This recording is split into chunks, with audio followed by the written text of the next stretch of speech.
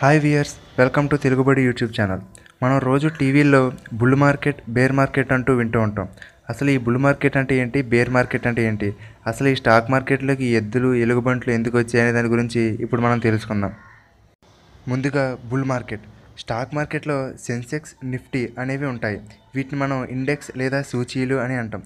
ఇవి కొంతకాలం పాటు కంటిన్యూస్గా అంటే 20% పైగా పెరుగుతూ ఉంటే దాన్ని బుల్ మార్కెట్ అని అంటాం.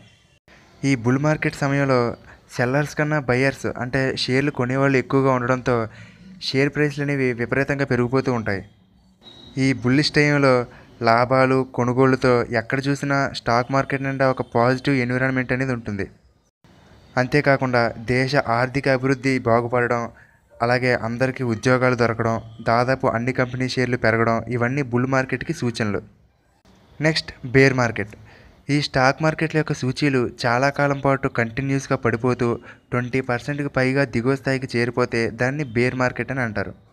ఈ సమయంలో ఇన్వెస్టర్లు కానీ ట్రేడర్లు కానీ తమ దగ్గర ఉన్న షేర్లన్నీ భయంతో అమ్మేస్తూ ఉంటారు. ఈ టైంలో ఎక్కడ చూసినా భయాలు, నష్టాలు, అమ్మకాలతో అంతా గందరగోళంగా ఉంటుంది.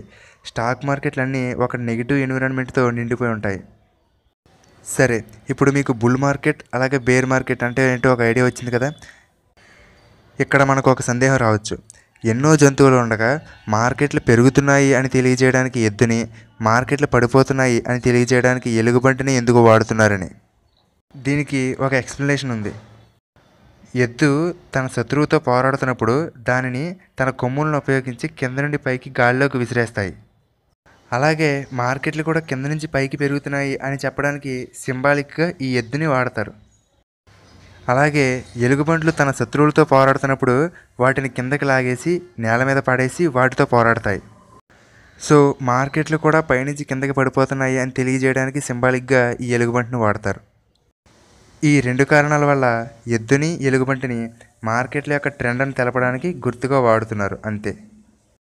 ఓకే వ్యూయర్స్, మీకు ఈ వీడియో కనుక నచ్చినట్టయితే లైక్ చేయండి, అలాగే మీ ఫ్రెండ్స్తో షేర్ చేయండి. స్టాక్ మార్కెట్కి సంబంధించిన మరిన్ని కొత్త విషయాలు నేర్చుకోవడానికి వెంటనే తెలుగుబడి యూట్యూబ్ ఛానల్కి సబ్స్క్రైబ్ అవ్వండి. మీకు స్టాక్ మార్కెట్ల మీద ఎటువంటి సందేహాలు కానీ సూచనలు కానీ ఉన్నా కామెంట్ బాక్స్లో పోస్ట్ చేయండి. Thank you.